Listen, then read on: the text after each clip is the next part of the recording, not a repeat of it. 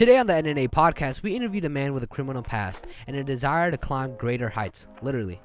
Listen to how he turned his life around. Literally tried to murder my father with a steak knife. I Do wasn't you dropped already off. have- I was just let out the doors of the courthouse downtown. Like- My thought process was, holy shit, I'm screwed. I'm going to die out here. Like, it's the middle of winter. I'm wearing a sweater and sweatpants with shoes, and that's it. That's everything I have to my name right now. How was the It was weather? snowing. It was a Oh my blizzard. god. It was negative 30 degrees Celsius. That's My awful. hands were already like in pain from how cold it was right when I walked out the door. It was like whiteout conditions. I don't know how I'm going to live to my court date. So we're back with someone I thought had a really interesting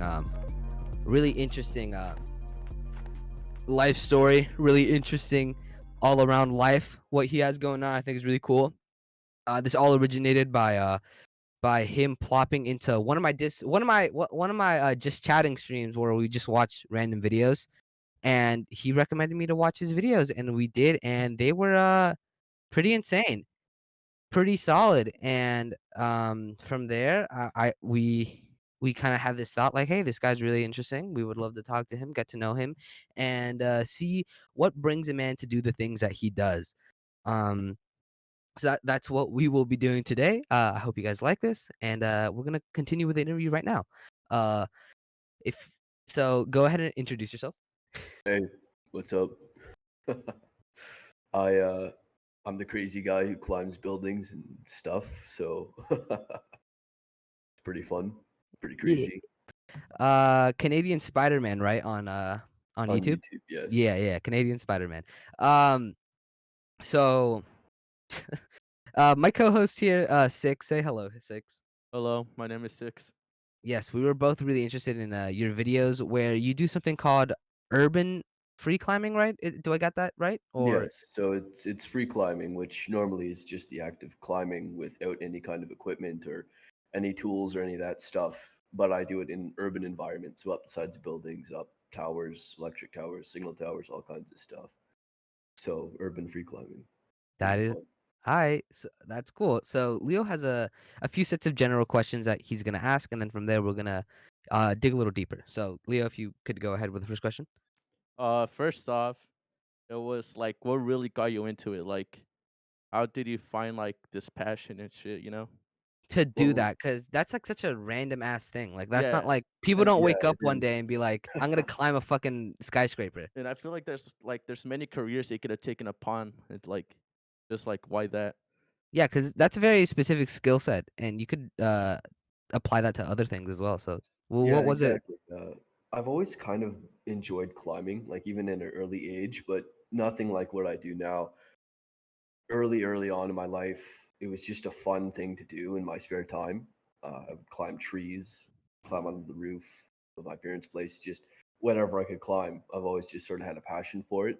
Mm, But when it comes down to doing this specifically, I after the 2020, all that madness going on, I was having a really rough time around then, and just sort of needed something to do with a lot of time I had on my hands and mhm. something to get me back into shape. So I wanted something to get me outdoors, something physical, and something to just sort of get me enjoying life again. And so this sort of became that. I really enjoyed climbing and found a way to do it without having to spend money to go to a climbing gym that I didn't have the money for, or having to go do something that would, you know, be unenjoyable to me. So I found that I could climb just whatever I saw downtown where I was spending most of my time. And so I did that and just sort of evolved from there.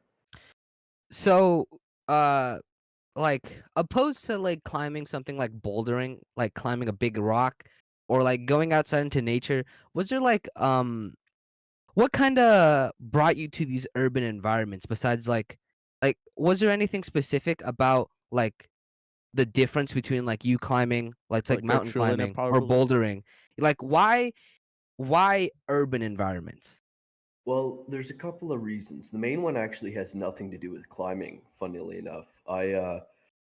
I just sort of happened to be downtown. Like I live close to downtown now, and when I was homeless in 2020, I was really kind of stuck downtown. I couldn't really afford to, travel out because either whether it be walking or busing, I couldn't afford to bus, and walking was something I didn't have really the energy or willpower to do that much of to get anywhere else other than Mhm. downtown. And why should I when there's all this stuff? And it's kind of easier, like in terms of the skill required for a lot of the different things you can climb in an urban environment versus bouldering or climbing a cliff or a rock face.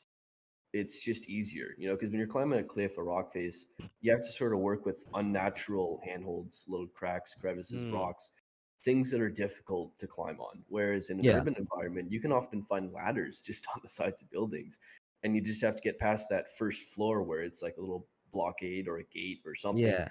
to prevent you from climbing it. It's just a challenge of getting around that security measure, right?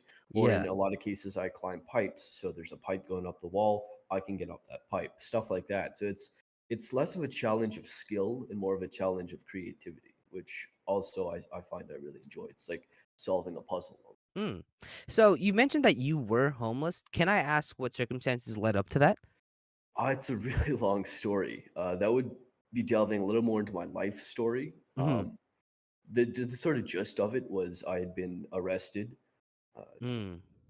few weeks after I turned 18 for doing something pretty stupid in a pretty bad headspace. And Mhm.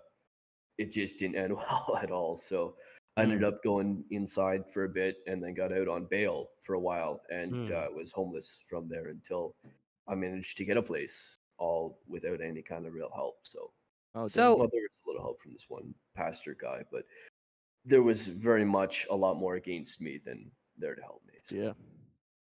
yeah, Leo, if you want to go ahead and ask the next question. Um. So like with climbing and everything, like you don't have like fears, I guess, or like heights of falling. Like, what would be like your biggest fear when it comes to like climbing?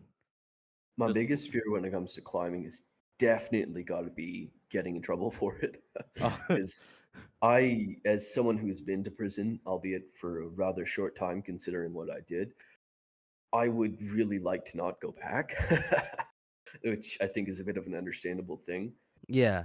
But getting in trouble for climbing usually it would just be a trespassing charge if they do, get me, which I actually did get a ticket for trespassing a few Mm. weeks ago now, but fighting that in court since it legally was like the one time I wasn't trespassing. But that's a whole other thing there. My main fear is getting caught, getting busted, right? Mhm. So a lot of the stuff that I do when I climb is cautious, aware of the risk of being seen, being caught. Because a lot of people, when they see some random dude just climbing up the side of a building, their immediate assumption is he's up to no good. He's going to cause some yeah, kind of trouble. He's Yeah. trying to break in. He's going to jump off the building. Who knows what this crazy guy is going to do, right? And Mhm. I try to not, frighten people. I don't want cause any kind of disturbance. I just want to have fun. So I try to make sure that if I can avoid being seen, that I am. And if Mm. there's any kind of cameras around the area, I'm aware of them and wear a mask if needed to sort of keep that from being an issue. But Yeah. my primary fear is getting caught. In terms Mm. of falling, fear of falling, a yeah. lot of That's yeah, that's quite crazy. I mean, some of the stuff I have fallen in the past. Oh yeah, we've we spoke about that, and I saw some of the pictures you sent over. Tell us about how that incident happened. So that was in January 2021. Yeah, January 2021. Mm. So it was a while ago now. I had been out with a couple of buddies of mine, and I was climbing on this building that we would go to. There's an abandoned mental asylum Mm. here in town. It's mostly torn down now, which is a bit of a shame. But anyway, I was climbing up on this thing, and I had this foothold. There was like a metal bracket that was coming out of the wall. Yeah. I don't know what it held or what it was for, but whatever it was, it's no longer there. So I'm stepping on this metal bracket, grabbing onto like the top of the roof where the wall gets up to the Yeah. roof as a Um, handhold. how high were you at this point? 2 or 3 stories, not Okay. super high, Mm. but high enough that falling was injurious. yeah, Yeah. But I was grabbing over the top and I was getting ready to pull myself up, but then my boot, I was wearing winter boots because it was winter and there was snow and all that out. So my boot got stuck on the metal bracket, which had like cut into the rubber on the bottom of my boot. Oh yeah. And so I was trying to get it unstuck now, but my grip on the roof, like I'm just grabbing onto like a flat metal surface and Yeah. it's like icy slippery. So my handhold goes, and I'm like, shoot, because now I'm like, for a split second, like I was like, yeah, I'm gonna fall here. There's nothing I can do. Mm. So in that split second, I'm like basically hanging upside down by my foot, and Ooh. it just comes right off that bracket that I was stepping on, and now I'm falling upside down off this building, and I'm thinking, crap, right?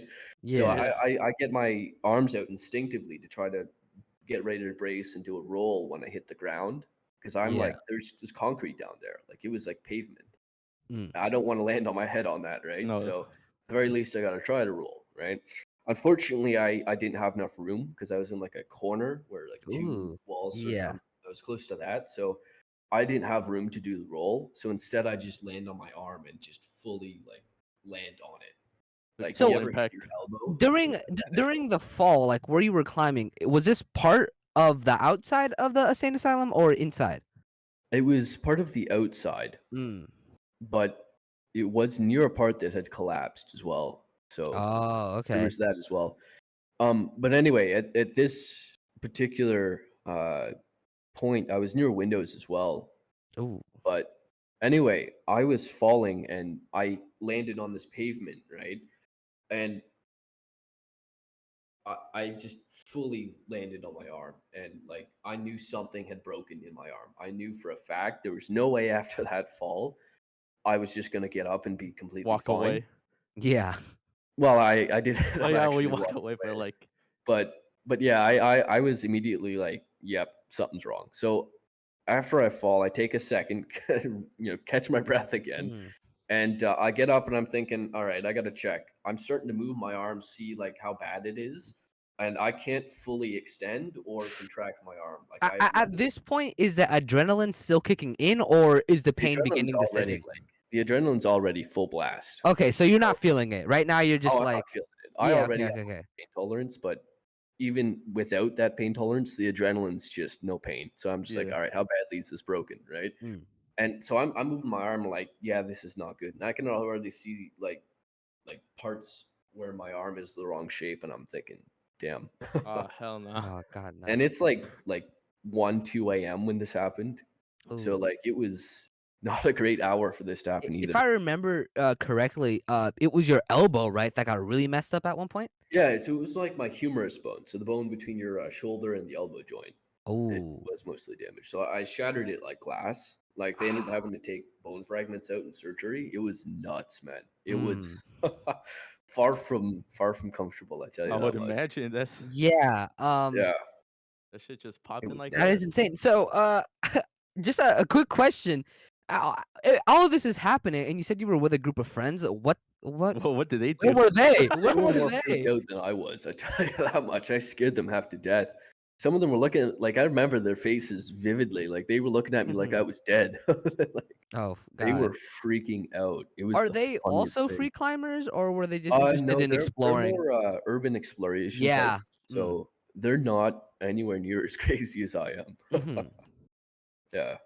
All right, That's cool. That's cool. that's scary. But going along with that, like, how do you keep calm? Because you have to be like crazy disciplined, no? Like, it's like in Well, tight areas it's like less that, about the like discipline and more anxiety about and just everything. being crazy. It, So yeah, I think Just like a so mental thing. it's more of like apathy towards your situations, I would say, than discipline. it's Is kind that of what you're like going that. for? Yeah, it's like I see life in a sort of I guess the best way to explain is my philosophy is I just don't care if I die because Mm. tomorrow I could get hit by a car and die. Yeah, Tomorrow you never know. plane could crash out of the sky into my apartment and I could die. Mm. Like it doesn't matter what I do, how dangerous or not it is. There's always that risk that I'm gonna die, and someday, no matter what I do, I am gonna die. But I want to live the way I want to and live as much as Mm. possible while I'm alive So because you're willing to put yourself in these dangerous situations just because you feel like you want to do them and you enjoy them, well, it's and the because it's risk. fun. Yeah. Yeah, you enjoy them, and the risk doesn't really matter because ultimately we're gonna die either way, 100%. So There's no whether getting you, around Exactly. that. whether you die doing some cool shit or you die somewhere mundane, you're gonna die no matter what. Well, my worst fear regarding death is that I'll die in some boring way. You know what I Well, mean? Like, that's really Yeah. interesting. Tell me about that. well, because every day people die somewhere Yeah. on Earth. There's always someone dying somewhere. Death is a part of life, and life is what gives your Mm. death meaning, right? Yeah. if someone lives a boring life and does nothing with it and then they die, is anyone really going to even notice? Right? Mm. My Yeah. life, I want it to be exactly how I want it to be. I want to do what I want and I want to have fun Mhm. because my death is going to come for me someday. And whether it's exciting or not, hopefully it's exciting because Mhm. then, people This might Die might die. be happy. this might be a bit morbid, but if you had to choose, what would your death look like? Because you're speaking about it like you want it to be something extravagant or something Like Want it to interesting. be doing something something. that'll make people when they hear about it on the news or when they read about it in some top 10 list of craziest deaths list, like I want Yeah. people to look at it and say, that dude was doing something crazy. That dude was on something nuts. Like Yeah. he was out of his mind. That's what I want Mhm. people to think when they hear about how I died. Whenever that day comes, sooner or Mhm. later. Hopefully later. Yeah. Hopefully later. Yeah. um. So now that we've established that you're kind of lackadaisical about this whole heights thing and danger thing. Well, everything's dangerous. Getting in a car is more dangerous. I mean, riding a bike in this city is more. Yeah. In 1 year of riding a bike in my city, Mm. I was hit by 4 different motor vehicles. In 1 year, I was hit by Oh. 4 different motor vehicles. In Jesus. 3 years of climbing up the sides of buildings, I've had 2 serious accidents. Oh. Okay. So Well, one yeah, year riding a one's bike, more the first dependent year on was yourself, and the other ones you're kind of dependent on other exactly. people. Yeah. Everything has some level of risk. Sometimes Mhm. other people can play a role, sometimes other people can't. At the end Mhm. of the day, I'm safer doing something where I'm in control, like climbing a building, than I am walking down the street. At the end of the Mhm. day, everything has risks, so I might as well do the things that are risky but also fun and Mhm. fulfilling. Yeah. I understand that. Uh, Exactly. Leo, would you like to ask the next question? Like who influenced you, or like what specifically like got you into this? Because we know you like climbing since a very young age, but like, is there a specific person or like something that you were watching, or like something that yeah just Ooh. inspired to do it? Yeah, like was urban free climbing on your mind, or was it something that kind of came up naturally? It's kind of interesting because it kind of came up sort of organically. Mhm. But through my urban free climbing, I started also doing parkour because Mhm. it's very, very similar. And when I get Mhm. up on a rooftop after doing a climb, I might as well jump over this thing or that, or do a vault or a flip or whatever. So I Mhm. started learning parkour as well. And that actually had a massive influence on my climbing. Mm. Um, like a lot of the ways in which I climb now are very different to how when I was doing it a year ago or 2 years ago now, because the parkour has really sort of bled into the like my Mhm. climbing and my parkour have sort of become one in the same almost with some of the stuff that I do. And a lot of that influence from parkour started with watching other people online because when I started doing this climbing stuff, I really did, want to find inspiration elsewhere Mhm. because it's boring when you're just doing it yourself and there's no one else I know crazy Yeah, enough. an aspect of So community is something that, like, no matter exactly, what you're doing, you're gonna look for. exactly. So I figured I can't find that here in real life because I don't know anyone remotely crazy enough. Yeah. So I'm gonna look for it online. So I went on YouTube and I found various other people that do similar stuff with climbing or parkour type stuff. Yeah. One Mhm. in particular was a guy named or with a channel named Ali Law, Mm. which definitely had a huge influence. But at the end of the day, I just sort of found that a lot of people online, whether they do what I do or they don't, they can sometimes have some really good creative ideas for stuff to try or stuff to Mm. do that makes it more fun. So my my initial interest in it was my own, but I found influence along the way, I think, which is Mm. nice. Uh, so along the lines of being influenced by people to try new things, do you think you'll ever take this interest into a more commercial side of things? For example, me and Leo immediately we thought of being a stunt double. Stunt devil. Uh, yeah, Yes. like a stunt double would be like super interesting for you. I feel like Yeah, you're I mean, really the type of person who would thrive in that industry. I definitely think that would be something I would be good at, something I would enjoy doing. Hmm. But one of the big things for stunt doubling specifically, then I'll move on to the over general, idea of commercializing this. But stunt doubling specifically, I have a list of reasons why I couldn't see myself doing it, at least not today. Yeah. Mm. Uh, Big one being I'd have to move to Hollywood, and I can't legally leave Canada because of my criminal record. Oh, Mm. So that's kind of a major obstacle.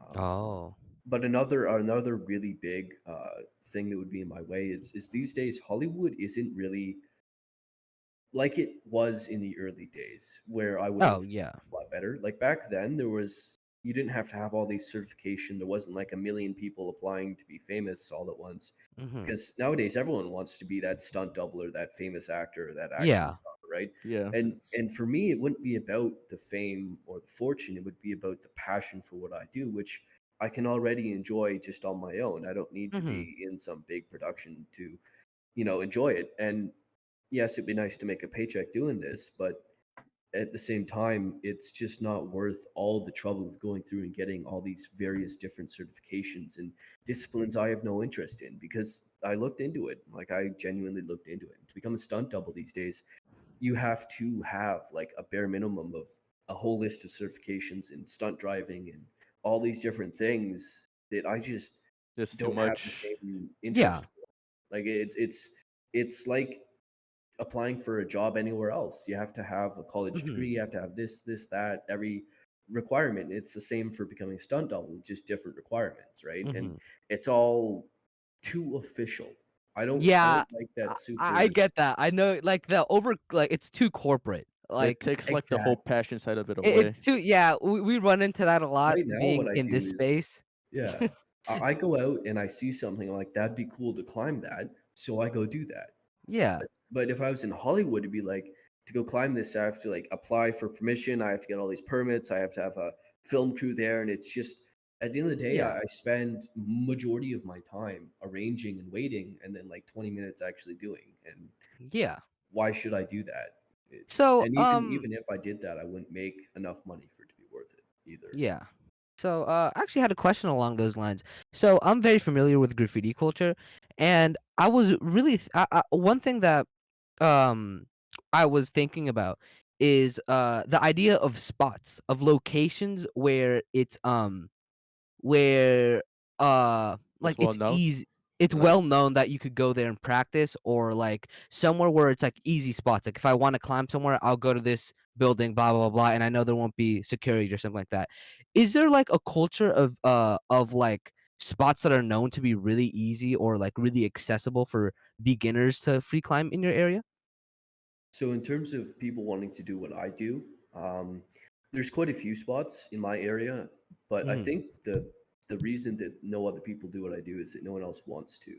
Oh, no, yeah, I completely understand But that. but in terms of spots, there's plenty. I mean, everywhere you go in the world, any place that's a city, I mean, Mhm. there's going to be spots. It's just a matter of finding Like, them, Finding them. finding them, Yeah, yeah. looking tuning for your them. brain to see them. Like if I go out right now, I could go to any city anywhere, and my brain's immediately that's a spot. That's a spot. That's cool. I could climb that. That's cool. That'd be fun. That's a spot, right? Yeah. Whereas other people, they just see things. It's just the Mm. background to them, right? So Yeah. it's about changing how you think. You have to sort of train your brain to say, can I climb that? Is that above or below my skill level? Could I learn to climb that? Right. Mm. It's So if about you perspective, I would say. exactly. Yeah. People these days, I find a lot of people are too distracted by other things in their lives to really pay attention to that as well. Mhm. And I think that that's a big thing that I personally try to avoid is getting sort of tunnel vision in on whatever I'm doing. I always try Mhm. to, no matter what I'm doing, whether it's I'm going out to court to fight this ticket in Yeah. Mhm. sometime later on, even on my way there, I'm not going to be just tunnel vision on, oh, I'm going to court. This is the only thing I'm doing. I'm also paying attention. Is there anything around me that I didn't see before that would Mhm. be cool to climb? Yeah, Because and I think, it's a lifestyle. yeah, I think that philosophy is good even if it wasn't applied to climbing. I think just Exactly. being more aware of your surroundings, I guess, and appreciative of the things around you could really be fulfilling. And I think that may be another part of why you do enjoy this because it kind of gives you it kind of grounds you, I would say. It gives you a better perspective of the present. You know, you're kind of always in the Exactly. moment because you're just looking at your surroundings. I think Exactly. yeah. And it also definitely does help with when you're climbing up something and you get to the top, it feels great because it's not just like look at this amazing view, feel this incredible, wind gusts, trying to knock me off the thing. It's fun. I've got adrenaline pumping. It's a really fun time. But it's also that look at this accomplishment I just Yeah. did. I Mm. just climbed to the top of this thing. That was a challenge. That was fun, but it was difficult. It was something that maybe 2 years ago I couldn't have done. And so Mm. it's about progress. It's about pushing myself to be better and do better than I have previously done. And in the pursuit of that, experiencing ever greater heights, in this case, literally. Yeah. So I So find that that sort of grounds me as well. If I don't have anything else going on in my life, or if I don't have some other mission to put my time towards, I can put it towards this and still feel like I'm accomplishing something. yeah, I think that's super interesting for I think that's super important for everyone to have in their lives. Just some sort of like cr- uh Like like goals to like have. like fulfillment outside of like because because of the societies we live in, our we're like almost programmed to have our fulfillment come from our jobs, and I always have a really great appreciation to someone who can find like creative fulfillment or just like fulfillment in general in something like that they just want to do for fun. That's It doesn't pay their bills. It's nothing like they do it because they love doing it, and I always exactly. respect that. I think that's very relevant, especially today with sort of the struggling times that we're going through.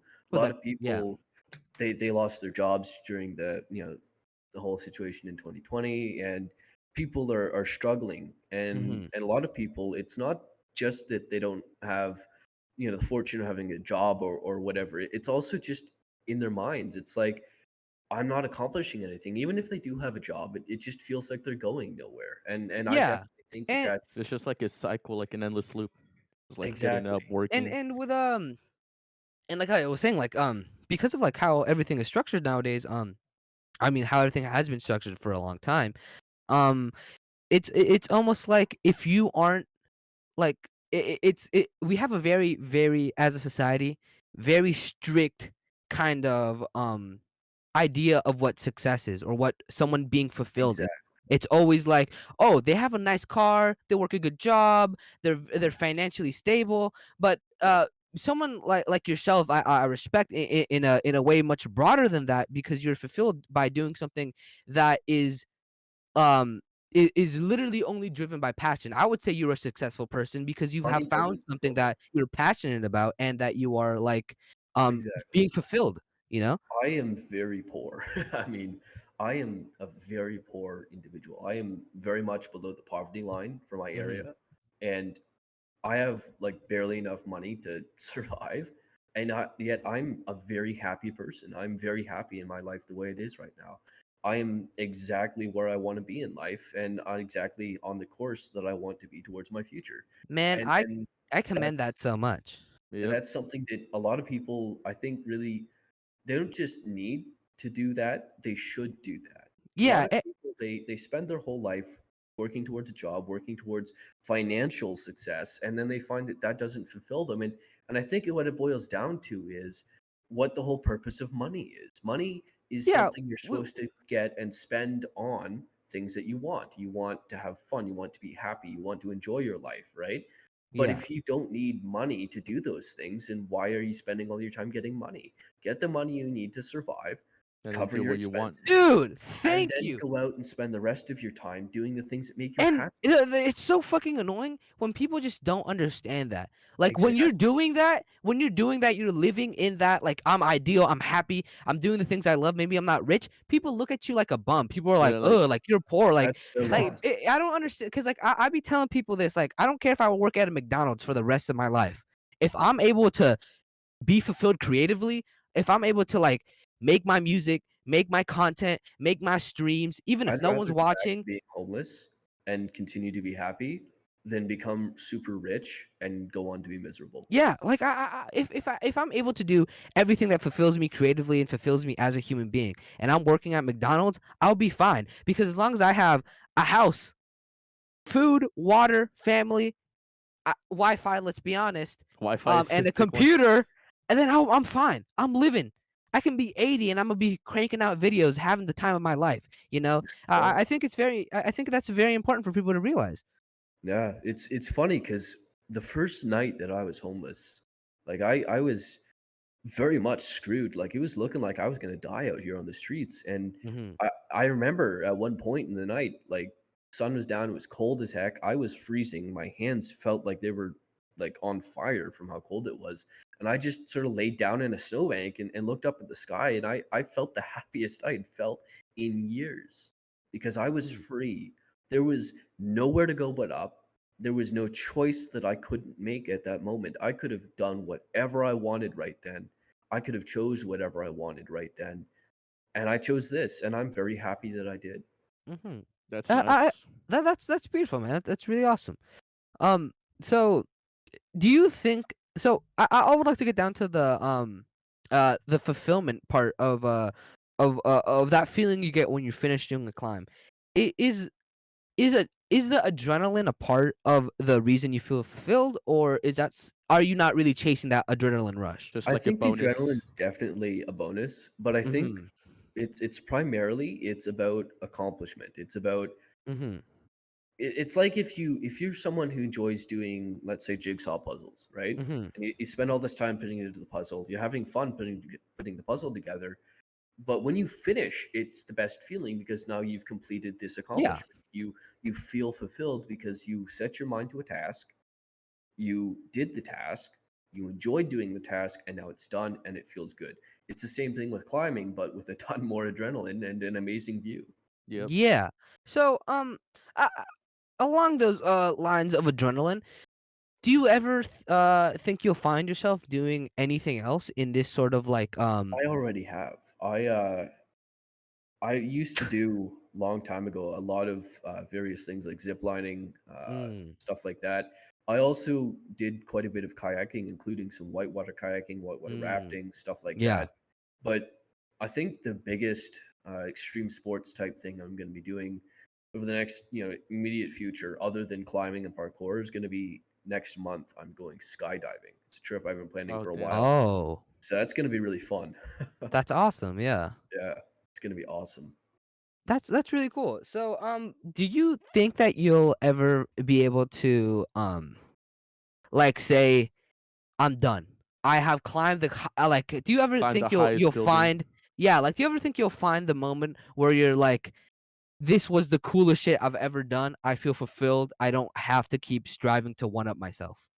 I think it's interesting that you say that because I kind of already had a sort of moment like that Mm, last year. I had always had this sort of feeling that I would be stuck in this city because yeah. back then I was still on my probation, right? Mhm.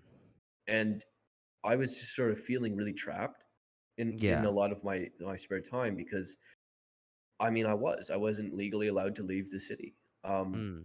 And so it just sort of felt like this is where I'm always going to be. And I had been doing my climbing, which had definitely been helping me feel free and was definitely a positive thing.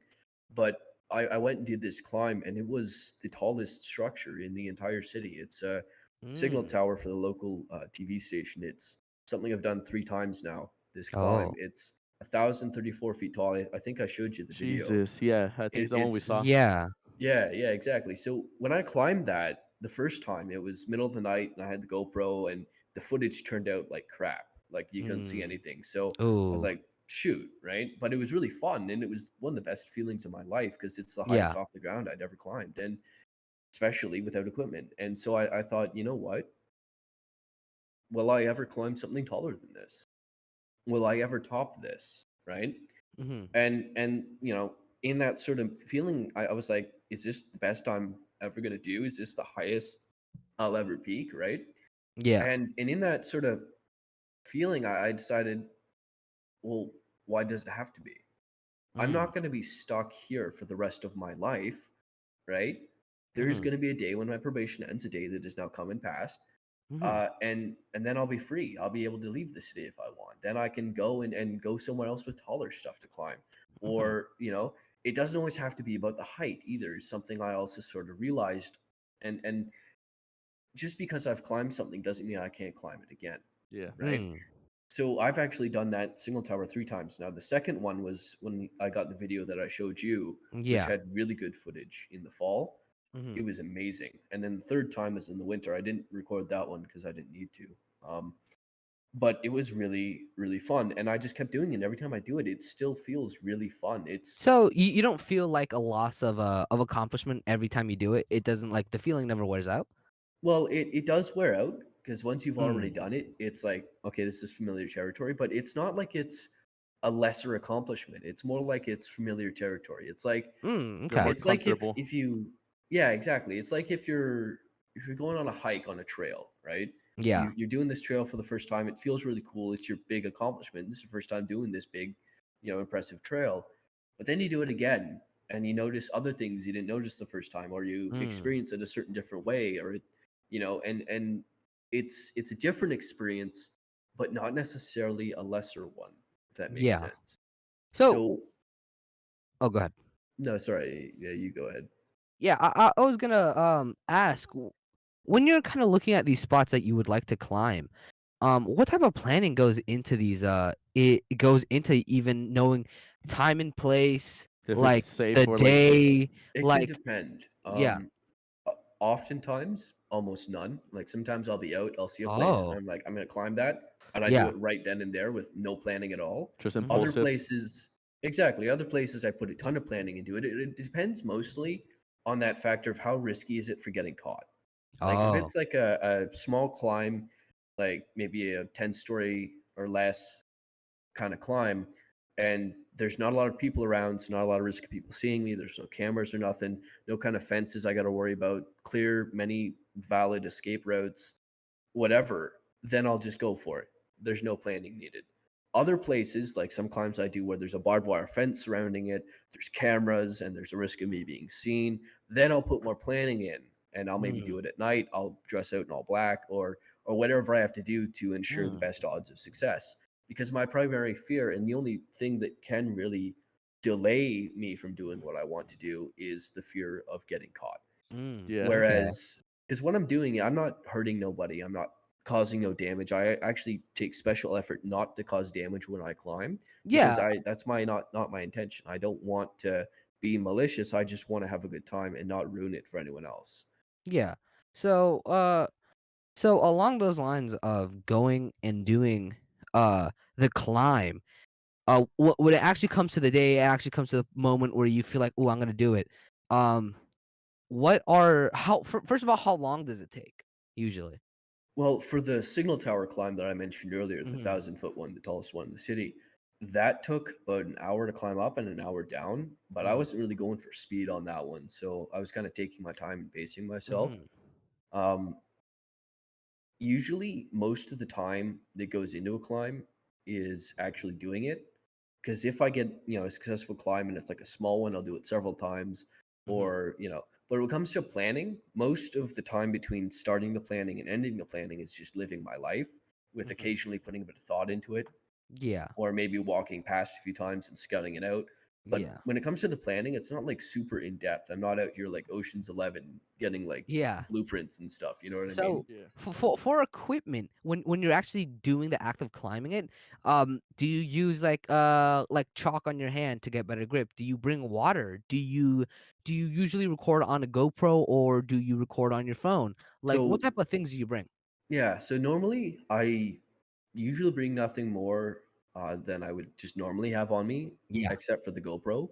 Oh, okay. Sometimes, if it's a really like long climb, like the signal tower I mentioned, I'll bring like my wallet with me, which I usually don't carry money on me. Yeah. Um, but I'll bring my wallet so I can purchase something to drink if I need to hydrate. Mm. But carrying water is not ideal for climbing because a lot of the stuff I do when I'm climbing, I have to get through tight spaces or maneuver around something in a certain way. And carrying a large quantity of water on me can impede my ability to do that. And Mhm. storing it somewhere just leaves something I have to go back and retrieve if I have to run Yeah. or Yeah. if something goes wrong. And so ideally I only carry on me what I would always have on me. Like whenever I leave my apartment, there's a list of things I always have on me. And it's a very small list. My clothing, obviously, Yeah. a mask in case I go in somewhere that still requires one, or in case I Mhm. encounter cameras or whatever. My phone, which has a camera, my bus pass, and my keys. Mhm. So I have that on me, and if I'm going with the plan, with the intention to climb something, I'll bring my GoPro as well. Mm. Although usually, most of the time when I go out and climb stuff and train parkour, I even if I'm planning to, sometimes I won't bring the GoPro. I'll just bring my phone. Mm. And if I enjoyed the climb and thought I should have recorded this with the GoPro, I'll You'll go come and You'll do it come back. back? again another day, Yeah, Oh. and I'll go back with the GoPro. Mm. So that's pretty Leo, do cool. you have any other questions? Yeah. Like, what was your first like climb, like tall building? Like, how did you feel at the moment, or like at the end? Like, how did it feel to like finally do it for your first time? Like for the the first first time, building. Yeah, like your yeah, the first first building. building, it felt it actually felt kind of less than you'd expect. I mean, Oh, it was definitely a fun feeling and accomplishment. Like, whoa, I'm on top of a building. This is like really cool.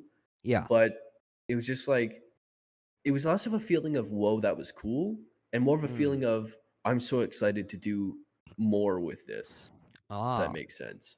Like it was So an the anticipation for the future mm. more than anything else. Oh, it's that's like the Because first there's cool. like step. Yeah. yeah, it's like when you climb the steps. The first step is wow, I've finished the step, but look at this whole staircase ahead of me. Yeah, I want to finish that. You know what I mean? Yeah, yeah. yeah, That's a yeah. good example. Yeah. That's cool, man. So, um, w- if you don't mind me asking, what does your family think about this extremely dangerous hobby? Do they know? Are they aware?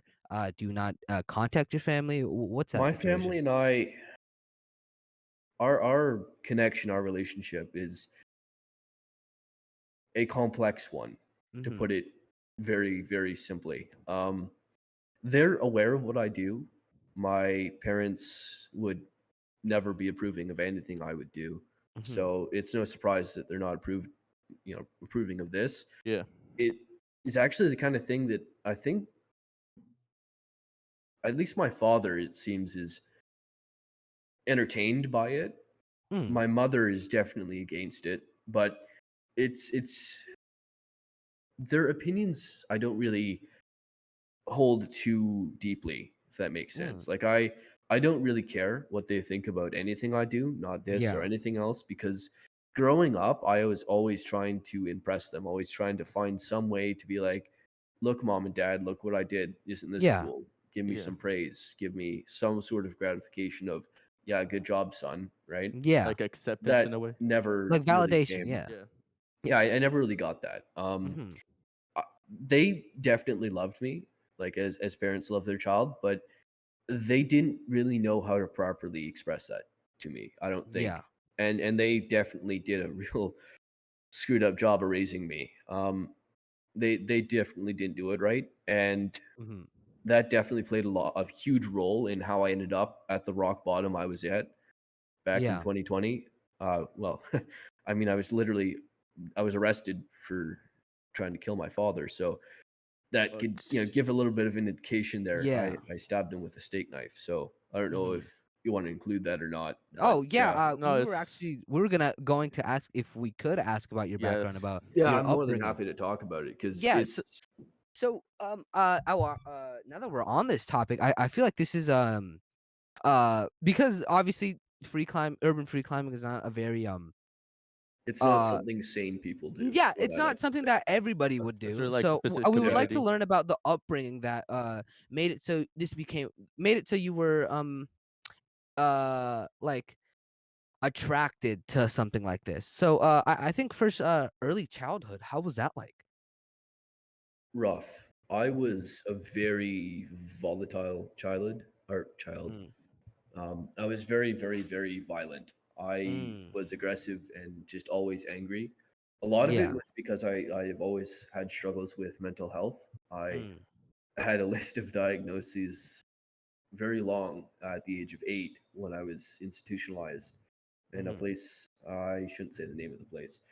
Um, but anyway, it was an institution for specifically youths, for Like kids. troubled youths? Yeah, for kids with various behavioral and psychological issues to Mhm. go and stay and be institutionalized, Like help you often out. against their will, for a while, for the I, so that I'm we could be I'm very observed. aware that those institutions are kind of infamous for not treating the children very well. Do you have Very an much opinion the on that? case. Yeah. While I was there was a and there Uh, I was personally unaffected by it, but there's a you cut out huge for a second. Do you oh, mind sorry. starting back? Don't worry. I just want to Yeah, make no, sure yeah, that we no get problem. everything. So while I was there was like a massive scandal that came out. I was personally not affected by it, but Yeah. there was a huge like sexual abuse scandal that Oh my god. Jeez. it was happening in the same place where I was, but Yeah. I was just, I guess, lucky enough not to be a Yeah, that's victim of amazing. it. But there That's was a awesome. huge like class action lawsuit. Anyway, so while I was there was that kind of stuff going on. But Mhm. I think the primary issue with a kid being in a place like that is that you're you're just not loved. Like you're Yeah. a number. It's like putting a kid in a prison cell, except the other inmates are also kids and just as violent as would be in a prison. I mean, when Yeah. I was literally in prison, it felt very much like it did when I was in that institution, just a lot less cushy. I mean, in the Yeah. institution, it was, I had a mattress on the bed with a blanket and stuff, and Mhm. like, So, but being sent to that institution, was that something that your parents willed, or was it something it like a was incident happened and then a It court was kinda order? like I was just such a problematic child that they just didn't know what to do. They needed to Mhm. know what was wrong with me because there clearly was something wrong with me. Mhm. And so they really just needed to send me somewhere to figure out what was up, Mhm. and that was really the only place that there was to send a child like I was. And also, they were very much fed up with my behavior, so they Yeah. Mhm. had put me in there, and as a child, I really didn't understand what was going on. It Yeah. felt very much like I was abandoned, Yeah. um, and Which is a given. I mean, any child is entitled to feel that way. yeah, like, I See was your 8 years parents old. just drop you Yeah. off and then like Yeah, not come back. any child is completely valid in feeling that Yeah, way. Like, and I g was there against my will, like, I wasn't, like, allowed to leave. I mean, oh, obviously, yeah. I was 8 years old, but Yeah.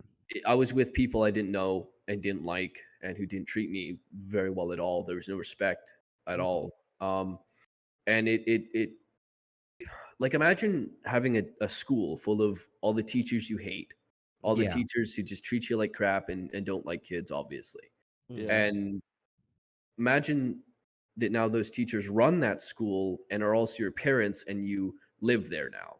Yeah, that sounds That's awful. kind of Um, what it was like, but I with a lot I've less freedom. seen firsthand how children with behavioral issues get treated. I grew up in the special educations, department, my entire life. I have, Yeah, like, also a list of diagnosis bullshit, you know what I mean? You've been yeah, there. yeah. But mine are all, mostly academic and, some just, like, focus related. But, being in those spaces where there were children with, like, behavioral issues, it's really, disheartening seeing, How they get how they treated. get treated. It's really Yeah, crazy. it's rough. There was like weekly they would have to like lock down the whole place because there Mm, was some kid running around violently causing issues.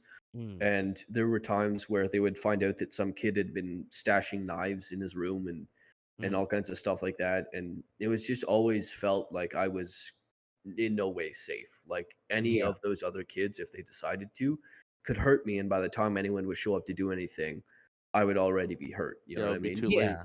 And that must have been such a scary, thought and such a scary environment for an 8-year-old.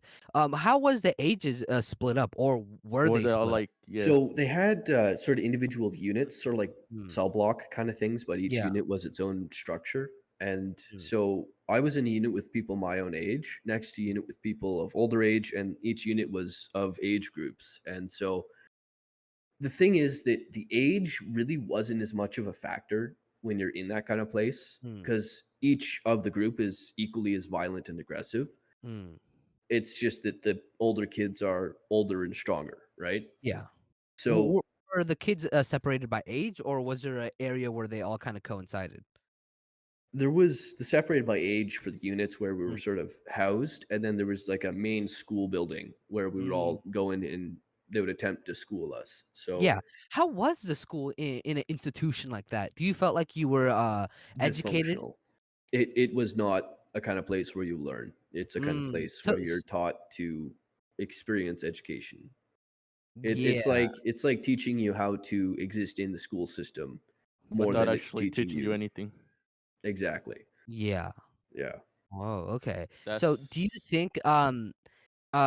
think that because you were put in that institution, there was a lapse in your education? Do you think, I like think it wouldn't really matter without Mm, if I was in the institution or not, I would not be getting educated at that time in my life. mm, Primarily because even if I wasn't in that institution, and I was just in the regular school system like any other kid, I would still be just as uneducated. I would be just as violent and disruptive. I would Mm, not learn. I mean, at the time, that sort of time in my life, I was suspended more than I wasn't from school when yeah. I was actually in So, regular were school. these, like, violent outbursts or, like, emotional outbursts or They were violent yeah. and emotional. Like, I Mm, was genuinely upset, and yeah. often for what I felt and still feel for some of them were decent reasons. It's just that my response was way out of proportion. Yeah. I didn't understand what was an appropriate response or how to deliver an Yeah. appropriate response to my emotions. If I got angry, my instant response is to get extremely violent Yeah. because I just didn't know how not to. Yeah, No but one you ever were like a taught me little how kid not at the to. time, so like Yeah. having Yeah. all those emotions like just They stack can up they on can each be other, it could yeah, be they can be hard. hard. Yeah. Yeah. Well, I have bipolar disorder, Mhm. according to my psychiatrists. So, like, if I had a perfectly good day, like the best day you can imagine, and then one thing went wrong, all of a Yeah. sudden it's the worst day ever. Yeah. So, you know what I mean? Like, it wasn't ideal. But I Mhm. think the most impact I got from that sort of time in my life was Mhm. it well, it's the same reason that it's a bad idea to put all these different types of criminals in the same prison. It's you learn from each other how to be bad, Yeah. right? Yeah. Oh, that's very interesting. Because I learned basically every swear word at the age of 8 Yeah. because I heard them all every single night being screamed Yeah. from the other rooms. And I also learned quite a bit about aggression. I learned Mhm. that whether I was bad or not, I would be punished if it was perceived that I'd done something bad. If Mm. some other kid does something bad and I get blamed for it, justice doesn't really exist in real life. That's Mhm. one of the big things I learned back then. And I sort of forgot that for a while when I started turning my life around later on in life, in like Yeah. early teen years. But So after how long were you Yeah, I institutionalized? was I think it was like 6 months. It was like around, it was Mm. less than a year, but it was a significant portion of the year. Nonetheless, though childhood experiences like they stick with you those can forever. be Well, they that stick kind of with you experience forever. as an adult can really affect someone, but as a As child, a child, I would It's it's like imagine it part would of be your yeah. very, development. yeah, Yeah. yeah, it So definitely massively impacted for my those six development. 6 months coming back to just regular school, regular society, how was it integrating? Do you think that the program helped at all, or was it just kind of a way for you It to get out certainly of the didn't way? help. I Mm. think the main purpose of the program was to observe and diagnose, Ah. Mhm. but in terms of actually helping, there Mhm. was none of that. If anything, it made things worse because now not only did I know all the swear words, I knew all the various ways to be violent.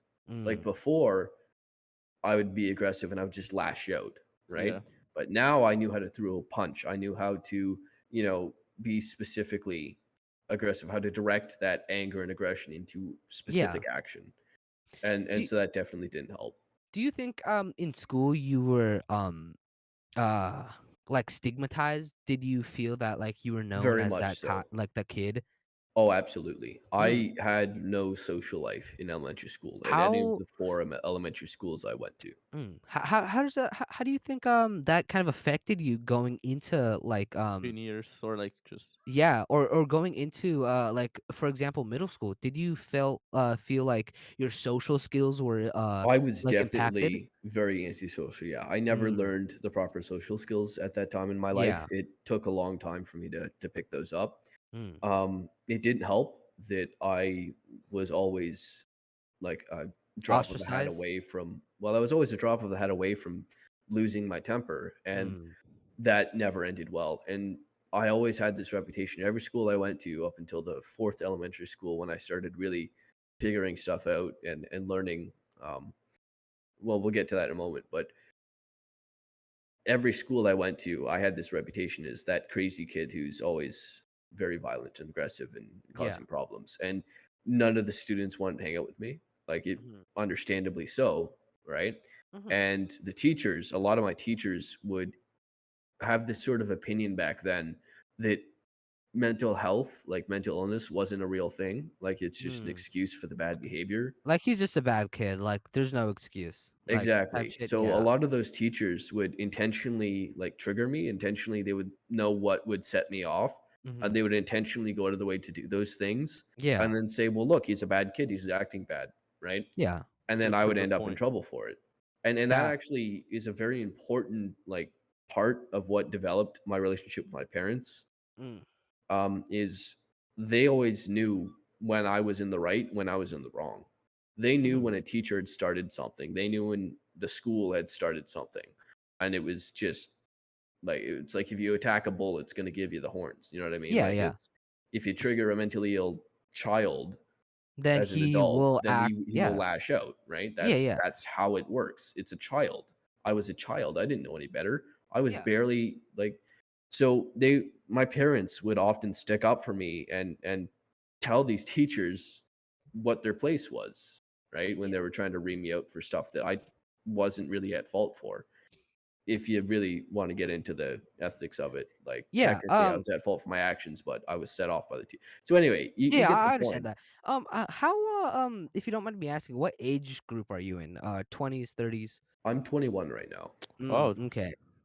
Yeah, Yeah, so so I grew up in a very, like, progressive area, and, I thought that a lot of the ways that we were being taught were very interesting. We had something called social emotional learning, where we learned how to deal with, like, big emotions and how to deal with all sorts of stuff like that, and it was part of the curriculum to just, better understand yourself and something like that. So, do you think if you were put in an environment where you were better treated and better, taught how to actually deal with all these emotions you had, do you think you would still, I think that you I would would have still, figured it out a lot faster because yeah, it was in 8th grade in the 4th elementary school that I was at mhm, that I finally, like, started figuring that kinda stuff out and yeah, learning how to act and how to control my emotions. mhm, I It took forever to learn them because no one really taught me. I had to figure it out all on my own. yeah, But if someone had, like, put me in one of those programs or put me in that kind of environment where I was yeah, properly taught how to deal with that instead of just being told,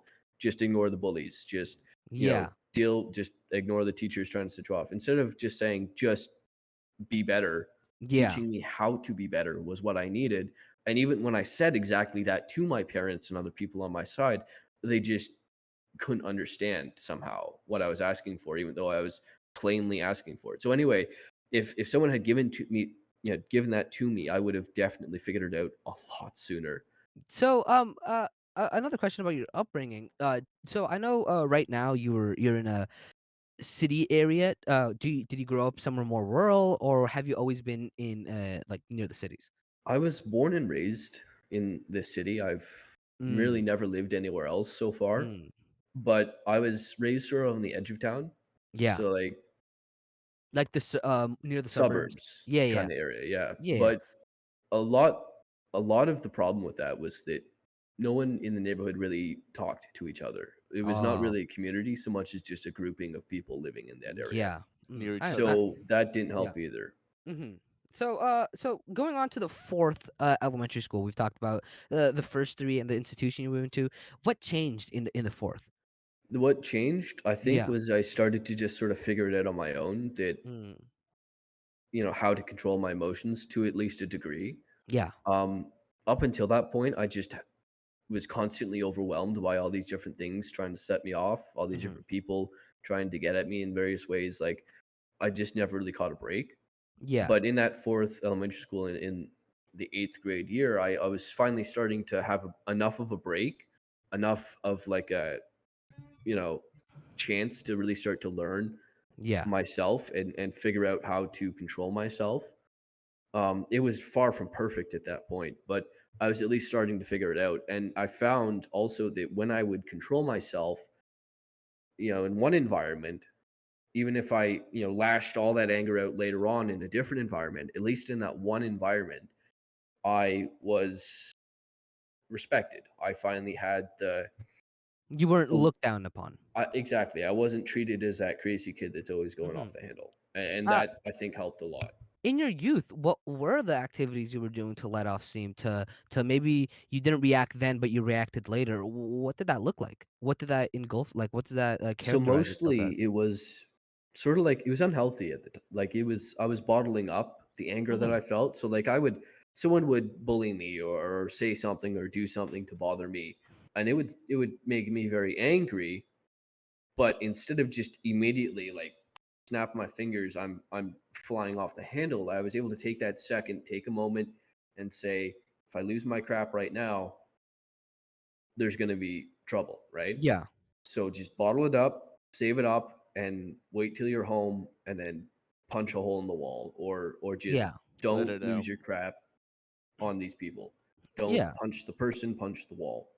Yeah, and I think that's a really, really important topic because when it comes to men's mental health, we really steer away from the idea of self harm, and it's very interesting when I hear someone speak about themselves punching a wall because it's such a masculine way of releasing stress or releasing brought pent up frustration, and what a lot of people what a lot of men who have those sort of tendencies don't understand is that it's just another symptom of uh of um of um of like uh oh man what was the word self harm. It's just another way Yeah, of hurting yourself. exactly. And It that's on the that's one of the things I think definitely impacted me was mhm, instead of hurting other people you would hurt when I got yourself. angry, I would now hurt myself. I would my hands would get bloodied. I'd get in trouble for breaking the wall,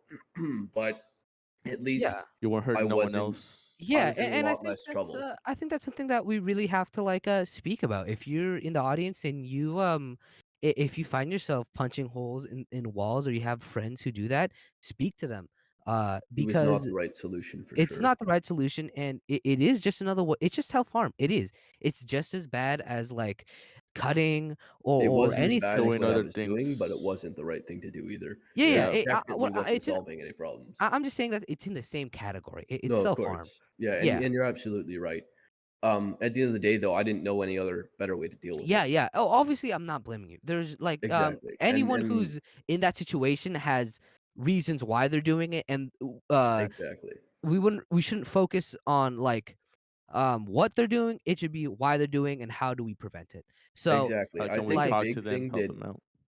yeah, a go big ahead. thing that helps is that people, at least especially back then, didn't want to hear about Hmm. what I was feeling. Yeah. So I wasn't allowed to just say like, "Here's what's wrong," Hmm. right? Because if I talked to my psychologist or my psychiatrist and told them what was up, right? Then they'd be like, "Oh, well, here's this medication, take these pills," or be Yeah. like, "Oh, well, we need to put you in this institution again." Yeah. And I didn't want that. I didn't want to Hmm. lose freedom or have more meds because they Yeah. weren't helping. And what I wanted was for someone to just sit there and listen to me. My Yeah. parents wouldn't have a single second of my mind. If I even today, if I try to tell them a single thing that's going on in my life that's stressing me out, Mm. they immediately get upset about it. They just don't want to hear it. And I think that's a big problem for a lot of especially men who don't have people in their lives to sort of vent to To like be Yeah. is vulnerable there's just around. nobody wants to hear it. Nobody wants to know Yeah. that you're in pain. No one wants to hear it. So, along those signs of feeling like you didn't have anyone to speak to, your home life, did you have siblings? Were you alone? Did your I had a parents work most of the sister, but time? we never really got along, my Mm, sister and I. In fact, she ended up we had a bit of a rivalry in our teen years, so she mm, ended up causing a lot of trouble and really started to begin my hatred for being in trouble for stuff I didn't do. mm, Because she would do stuff, and then when she got caught, she'd be like, "Oh, no, no, he did that." mhm. And then I'd get in trouble because 'cause they'd believe her, right? Yeah, Because she was the not crazy child. She was the one that The good somehow kid. out of our family became yeah. sane. I'm convinced that someday she's gonna turn out to be a serial killer or something. Because there's no way she came out of our family without some serious issues, so So, your parents, what did they work in? What type of household did you live in? so my parents, my mother was someone who was very, very, very stubborn and thick-headed. Mhm. Like, if she disagreed with you, you were never gonna win an argument with her Yeah. unless it was something she just didn't care about, and if you told her she was raising her kid wrong, you were screwed. I mean, no matter Yeah. how many therapists we went to that said you need to listen to what he's saying or you need Yeah. to do this way or do that way, she would either absolutely go off on them, or she would just get all sarcastic and not listen to a thing they said and well pretending to. And she never ever could have anyone give any kind of criticism, constructive or otherwise. Mm. And even if she did listen, she would not actually, understand or even take into consideration anything you said. One of my happiest childhood memories is winning a small argument against her Mm. in a car. Like she could never ever admit when she's wrong, and she Yeah. still thinks that she did nothing wrong raising me, despite the fact I literally tried to murder my father Yeah. with a Mhm. steak knife unsuccessfully. But Yes. like, she still will never admit she did a single thing wrong when clearly something went wrong. Mhm. So like it bothered me. In fact, it's to a point where I actually am a very argumentative person now Yeah. because I'm just so used to always having to fight her and my father on every single thing. Because my father, while he often agreed with me, would never actually say it, at least not in her presence. He would always team on her side Mm. against me. So do you think that sorry, let me rephrase that. Was your mother really the person who raised you? Was your father always at work, or was this kind of situation where It was like a mix of both, but mhm. neither of them really did much raising. Like Yeah. they paid for my food and they like financially raised me as a child. Yeah. But in terms of actually parenting, they never really taught me any of the important stuff. Like Mhm. basically everything I learned about being a person, I had to teach myself. Yeah. Yeah. And So most of it in the past 5 years.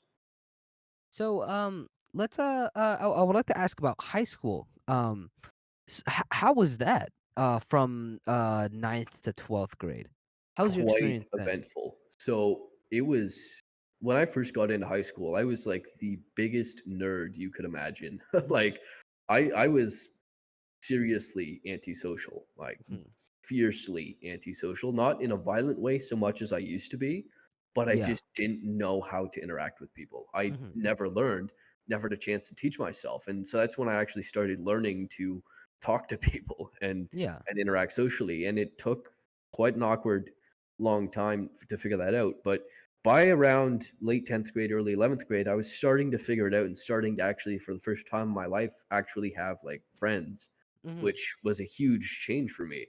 Yeah. And, I was still bullied quite often, but I mean, that's a given. But like I was finally starting to like figure stuff out and actually learn how to be a human being. Yeah. And no thanks to my parents who didn't have the time of day to hear about any of it. Mm. So, of course, I was doing really well in my studies. I mean, I'm just genetically, I guess I was lucky because I was a really smart guy. Mhm. I apparently So, schooling, you never really struggled with, like, grades or something like that? Well, I only struggled with grades when I lost interest in them. Mhm. Like, when I Okay. actually tried, I was top of my class in a lot of stuff. Like, I Yeah. had, like, almost straight A's one year. Like, it was Mhm. easy for me. Like, the actual, like, learning part of it was easy. The Mhm. parts that I began to struggle with were, 2 major things. One, the workload seemed unnecessary and stupid. Mhm. Like for math class, for example, I would get like 3 hours worth of the same type of problem in calculus, and I could solve the problem like that just instantly. In my head, I had it. I knew it. I was good at it. And I was right. And I just knew it. But when it came to explaining it and writing it all out the teacher's way of doing it, which was slow, roundabout, and stupid, then I was like, why do I have to do it your way when I've already got the right answer Yeah. and I've done it, right? And but now I have to spend like 2 of these 3 hours doing this homework, writing out the steps in an arbitrary way of doing this that I just don't care for. It's like if you were doing the question of 2 plus 2 and someone tells you to explain how you got that answer, right? It's like that. And Yeah. I understand that they don't want you to cheat or whatever, but then just don't assign the homework then. Yeah. Yeah. Because I mean, I've already got this. I don't need to do this homework. And I've got 3 other classes giving me the same amount of homework. So how am I supposed to sleep at night? There's no Mhm. time. So And I would lose grades for that. yeah. That So, makes That's sense. throughout high school, early childhood, what were your interests? I mean, what things kind of kept you They going? varied wildly. I feel like I was more trying to find my interests, and Mhm. so I'd have, like, a flavor of the month kinda thing where, like, I would Yeah. really be into this one thing for, like, this amount of time, then I would just completely drop it and move on to the next thing. Yeah. For a while, I was really into physics, so I learned a lot of particle physics, theoretical physics, Mhm. stuff to do with, Einstein's field equations, and, started looking into quantum mechanics and how they differ, a lot of stuff like that. For a Yeah. while, I was very, very into mathematics, so I started looking into the millennium problems. The Riemann hypothesis was really interesting. I liked looking at stuff like that. Like I was doing stuff way, way beyond my Mm. age, my grade Like grade level level, type yeah. stuff. Like I was doing well when I got interested in computer programming, I was making facial recognition software in a language I taught myself to code in Mhm. because I had already finished the whole like course load in the first month because it was easy stuff. So I just spent the rest of the semester just working on this facial recognition software using neural networks, which at the time were really new. So it was really Mhm. cool, fascinating stuff, and blew my teacher's mind. It was nuts. So anyway, I made this facial recognition software. It was really cool, and I was doing like stuff with gradial descent, which is like second, third year university Mm. level calculus type stuff. Like it was Yeah. really cool stuff, but What it, grade it were just you I in? never Like while you were learning all this? what grade Yeah. was 10th and 11th Mhm. mostly. Oh, But yeah, I was a really smart kid. Like when I put my mind to something, I could figure it out. Like it just clicked for me. I've yet to encounter a subject that's too advanced for me to actually learn to understand it. Yeah. I guess I can just learn anything. The problem is I have to have a passion for it to learn it. And my passion never lasted long enough for me to build a career in anything. You know what I mean? Yeah. And So I never really found that passion until I started climbing, and mm, that's what I realized is my passion is living. yeah. So, But besides, like, academics and stuff like that, did you have, like, um, interests that were outside of the academic field? Something like just, like, things you liked, to do on your free um time. yeah. yeah, I didn't have many of those. My Mm. interests tended to be of an academic nature around that time, Mm. mostly because well, I did have an interest in video games, but that played a more major role in the lead up to the stabbing and the rock bottom, which I'm going to get to in a bit Mhm. here. Uh, so that I don't really count that as an interest anymore because it Mhm. was more of a coping mechanism than anything Yeah. else. But So I never really had any kind of interests like that around that time, unfortunately. let's move on to like senior year, last year of high school. How did that go for you? Because I So know for a lot of people, it's a very um important year of their lives. so yeah, How was that? for senior year was when it really started falling apart, and around Mhm. when I got ready to hit rock bottom there. So to understand what happened in senior year, I need to first start with the end of 11th grade. So Go ahead. the second half of 11th grade, I was really struggling because that whole time, well, as I just said, my primary interests were academic. Yeah. My grades were slipping because the increased stupidity of the way in which we were learning, like the homework and the dumb ways that we were being taught, and what I felt was just more bureaucracy than actual education. Yeah. Like that really turned me off of the work that I was doing for class, and so my grades are really slipping. Mhm. And yet my interests were in those subjects, and so for the first time in my life, I wasn't good at something I was interested in, but I knew it wasn't because I was bad at it, but because the system was stupid. And so Yeah. I had this sort of crisis of, well, life is just stupid then. So I was getting really frustrated, and to deal with that, I was starting to cope by playing video games with all my time. Since Mhm. clearly my actual life was going nowhere, I would just go and retreat into this other world of the video game where everything was fine, and the work I did actually amounted to something. So Like, I would what put in video X games amount of time, were you playing at this time? mostly Minecraft, because I Mm. would put in this amount of time, do X amount of things, and I would have this result. I Yeah. would put in the work and I would get the result, which is what I wanted out of my real life, but wasn't getting with the grades. Mhm. So I would play the video game where my work actually gave me a result that I could see and was actually there. Mm. And so that was how it started to sort of become a coping mechanism. And then as that really started to affect my actual life, as it soaked up more and more of my time, I was starting to just retreat more and more from my actual life into the video game until about midway through the second semester of 11th grade, I was finally like, F this crap. I'm done. I'm out. So I dropped out of high school. And that was the first of two times I dropped out. Mm. So I just I So, was just done. along what year was this? End of 11th?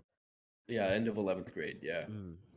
So it was really, really not a smart choice Mm. looking back, but I was really not thinking about it logically because I was just so sleep deprived from spending all my nights playing video games, and Yeah. it really started to come into a like a serious addiction. Like it was Mm. bad.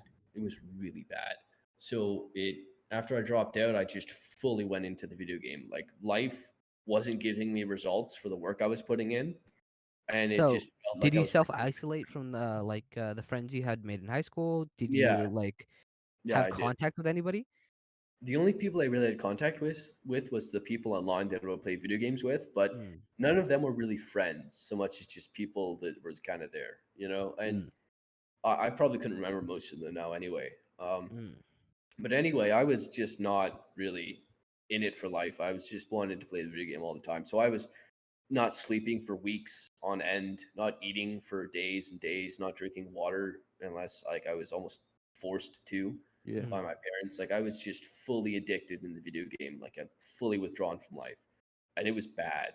And that was my whole summer that summer. And as I was starting to get towards the beginning of the 12th grade school year, if I not dropped out, I was starting to pull out and because after seeing all the different things that I wanted to do that summer that I didn't end up doing because I was playing the video game, I was starting to have like a wait a minute moment. Like, what am I doing with my life, right? Yeah. So I started to pull out and starting to get my life back together. And there was some issues with mental health as well that were like, I really needed to get my crap together. So I was starting to actually come out of it. And I was starting to have, I was still playing the game and I was still having, troubles, but I was like, I need to have a reason to get out. I need to have something to do other than this. Yeah. So I worked out a deal with the school and was able to go back for 12th grade. Mm. And my priority with 12th grade wasn't about the grades anymore because I was already aware of how just stupid and rigged that whole thing was. Yeah. I could Yeah. put in all the time and all the work and still have my grades slip just because my teacher's spiteful. Like Mm. the work did not equal the result. So Yeah. I was not there to get good grades. I was not there to learn or any of that. I was there because I wanted to make friends and get myself some reason to be invested in my life again. Mm. And so that's what I started doing as I started making friends, cutting a bunch of classes, actually living high school the way most people do, Yeah. and, Yeah. and actually starting to be sociable. Like I was no Mhm. longer really antisocial anymore. I feel this is where I really started to make actual, genuine, major changes, and started to become a little bit of who I So, am now. your senior year, what year was that? That was, gotta do some math here. Like, So was it we close to COVID? That's really what I'm trying to. I think it was so I dropped out at the start. So it'd be 2019, 2020. I would have graduated in 2020 if I Oh, had okay. gotten Damn, kind of like in the peak of COVID, no? Like, yeah, it would have been during COVID, but Mm. um that of course never happened because I never graduated because Yeah. I dropped out a second time, which we still got a ways to get to here. Mhm. Um so while I was starting to really be social again, I was really rethinking a lot of the things that I was very stubborn in the past. Like when I was focusing on my grades back when I still believed in those, I really felt that I am going to focus on my grades, get my life together, get a good career, just do something, get my life sorted that way, and then I'll look for relationships. I Mm. was very adamant about that for most of my high school experience. But now that I was no longer giving a crap about any of that other stuff, I was like, you know what? Screw it. I'm going to get involved with some girls here, so I'm going to have a good time. And Mhm. so when you know it, I end up meeting someone. I fall in love. Yeah. What a mistake that was. yeah. So Okay. Well, Tell us about it. keep going. so I uh I met this girl, beautiful. I won't obviously say her name, Yeah. but she became my reason to live, the one that I was looking for. She became the thing that anchored me in real life instead of the video game. I fully quit the games now. Mm. All my time outside of school, and even a lot of it, most of it in school, was about her. I wanted to be with her. She was what made me happy. Yeah. She was my purpose in life Mhm. until, of course, inevitably, because nothing good can last, I unfortunately made the mistake of trusting someone I thought was a friend who turned out to be vying for her behind my back. He was someone who is the worst kind of person you can imagine. I'm pretty sure he's some kind of psychopath. I'm not certain though, but he was an expert manipulator. He played me in ways I didn't even realize until years after. Mhm. He had me fully figured out. He pretended to be my friend long enough to learn how I ticked, learn long enough to gain my trust. He learned exactly how to set me off. Yeah. He undid years of therapy. He Mm. figured me out, learned how I think, how I tick, got in my head, and then when it was time, he started triggering me. He would set me off right as she was there, right as she was Mhm. getting there. And it would look like it for no reason at all. I'm all of a sudden angry at this dude. Yeah. And of course, around this time, her parents suddenly decide, for reasons I wouldn't learn until later, had been caused by him. Mm. He had spread some rumors around and made sure they got to her parents' ears. And Mhm. he had directly talked to her parents on Facebook and really got into their heads as well, and got them to really strongly dislike me and Mm. favor her ex instead. Yeah. And so because of this, now her parents want her to be away from me. So they're saying, don't hang out with him. Go hang out with your ex instead. He's depressed all of a sudden. Mhm. Of course, he's depressed. He's always depressed. He's always been depressed. And that was just the kind of guy he was. And I don't really care about him. He's irrelevant. But the point is, this guy got in my head, got her parents' head, and manipulated everyone around me. He even got the principal to discipline me for things I didn't do. He would Mhm. have, it was horrible. I was so angry at him, and I couldn't explain to anyone why because I didn't fully know yet why. Mm. And something I didn't mention yet, but I had a cousin who I was kind of close with Mm. who hung himself. He committed suicide in 2016 when Oh. I was in ninth I'm grade. sorry about that. And I obviously was not happy to have him making empty threats of suicide Mhm. all the time, every single time anything was even lightly turbulent. He would make a point to say, well, if this doesn't happen, I'm going to kill myself. And Mhm. he was very, like, he was using this as a manipulation tactic. So And holding that over you. yeah, he would find every little way to set me off and get in my head and make me into a spiteful, angry person again. And in the end, after months of him doing this, he finally managed to drive enough of a wedge between her and I that he started messaging between her and him and started playing his shot at her. Mhm. And then eventually, after he managed to set me off enough that I punched him and tried to beat him up, and then the teachers had to pull me off of him, Mhm.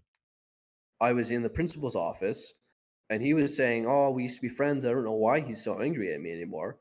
Of course, I didn't know yet that he intentionally, like, anyway. And he was saying all this stuff. And then the principal was looking at me like I'm all of a sudden this terrible person who just became a bad person all of a sudden. Like it was, and he had it so perfectly set up. And he was saying, "I'm going to kill myself if he doesn't be my friend now." And it's like, blah. And it's, I was so angry at him, and I just didn't know yet the extent to which he was playing me. And the Mm. principal was giving me all kinds of heck. I didn't care about the trouble. I just wanted to be with my girl, who, for some reason, I just never had the time to be with anymore Mhm. because of him. Of course, I didn't know it at the time. But then I realized once the principal left to deal with some other matter and left the two of us alone to talk it out, he just changed. Like it was like, you ever watch like a movie where there's this serial killer and the cops finally have enough evidence and they're like, we know you did it, and all of a sudden it Yeah. just changes like that. It Yeah. was like that. It was eerie. Like it was scary. This dude just all of a sudden he's like, by the way, check out this message she sent me. And he showed me his phone with her messaging him. And I don't know if he took this out of context or not, but it looked like the two of them were plotting something against me behind my back Hmm. from what he showed me. And then I was like, whoa. Shortly after that, he finally had the two of us split up. Hmm. December 3rd, 2019.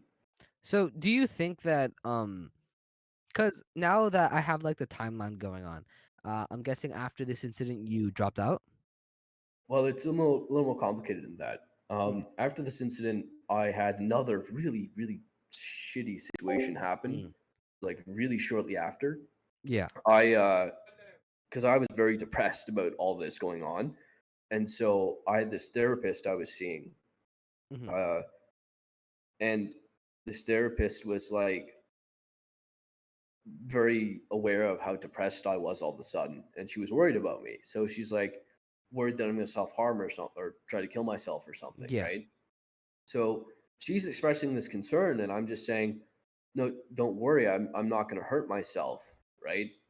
Mm. I'm not, you know, I just lost my reason to live, but I'm not going to kill myself. Yeah. Maybe I'll find another one, right? Hmm. I'm trying to reassure I'm fine. But then she's saying, no, no, no. You know what? I'm going to call an ambulance. We're going to take you to the hospital in the most dramatic fashion to put you in the psych ward. And Mm. I'm very much against the psych ward because all the times I'd been there in the past, Yeah. just absolutely terrible. Being in the psych ward as a teenager is such a horrible experience because it's like you're depressed, you're suicidal, so they put you in a place where there's no reason to live and it's just absolutely miserable to make you even more suicidal. Yeah. And they say you're here against your will and you can't leave until you stop being suicidal. What's It's like yeah. how what's the Very logic backward there? It system. doesn't make any sense. Hmm. And so I obviously am like, no, that is not going to help. Don't put me there, right? Yeah. So eventually she's like, I'm not going to let you leave. You have to go to the psych ward. I'm saying, no, I don't. And so eventually it gets to the point where I'm like, am I a prisoner or do I have the right to leave? Are you going to illegally detain me here? Like, what's up? And she's like, no, you're welcome to leave. So I, don't know, I flip her off and walk out, right? Yeah. So I'm home a few hours later, like later in the night, somewhere around 9, 10 p.m. kind of time. I'm just in my living room watching TV with parents, and I'm actually starting to get ready to go to bed because I've had a really long Yeah. I few would assume. weeks. Yeah. Like I am not in a good mood. Hmm. So I'm like, I'm done with this. So and it's right coming up to Christmas holidays too. So it was really bad time. So I'm literally just on my way downstairs when there's a knock on the door. Mm. And so my parents open it and it's the police. Someone Oh. anonymously called a welfare check on me. Oh. And of the three people, other than myself in my life at this time, since there was no one at school that I was really hanging around after the whole situation, Yeah. right? Of those three people, my parents didn't call the cops. Yeah. The only one left is the therapist. Yeah. So I know for a fact it was a therapist, but I'm using heavy air quotations here, anonymously called the cops, Yeah. which is not the protocol they're supposed to follow in that situation. Yeah. It, It's it it also goes back to like the point where a lot of people are kind of scared to really tell their therapist how they feel and express and that's their exactly because why. you're scared of getting institutionalized. You're like, oh, don't want to Exactly. actually tell my therapist how I feel because then I'm gonna get put in the psych ward. Like Exactly. it's one of those things, Exactly. and So that anyway, can the be very cops difficult. cops show up at my door and Hmm. so I'm there and I'm like they're asking for me. So I'm like, yeah, I'm him.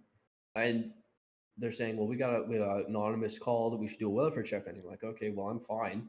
Tired. Hmm. I've had a long day. I'm going to sleep. And they're like, well, I actually like to talk to you. So as I'm turning around to walk down the stairs, because they have no legal grounds on which to detain me and force me to talk to them there.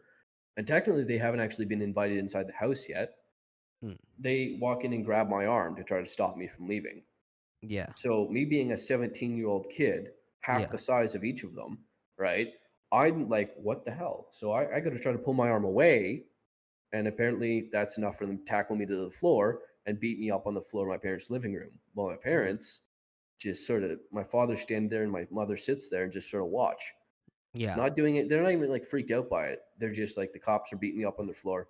I got a black eye. It was like no one was there to help me. So I'm now obviously very, very disturbed. So I'm like screaming for help, like, Yeah. "Mom, Dad, get a camera, record this shit. This is a clear violation of my legal rights." Yeah. They're like, "No, no, no. You need this. You deserve this. This is something you need to experience." That's what they said to me. Having your parents kind of be for what was going on Well, it's not just with that you. they were for it. They've always been sort of just like, "Yeah, you can just go suffer." So Yeah, having like having that like kind of attitude towards you being institutionalized or you being put in care of the law.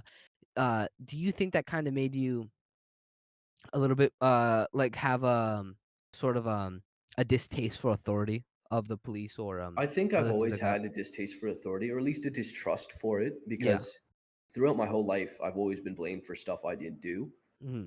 Like, I've always had people that would cause trouble that would say, "Oh no, he did it," and then I'd get blamed for it because I'm the trouble causer. I'm the one that most of the times causing violent outbursts. So of course I'm the one that did whatever was done, right? Yeah. And so I've always had that distrust since authority figures always sort of believed it. But Hmm. now with my parents, who, I thought I could trust, the last people on earth that I really could trust, Hmm. all of a sudden now I can't trust them either.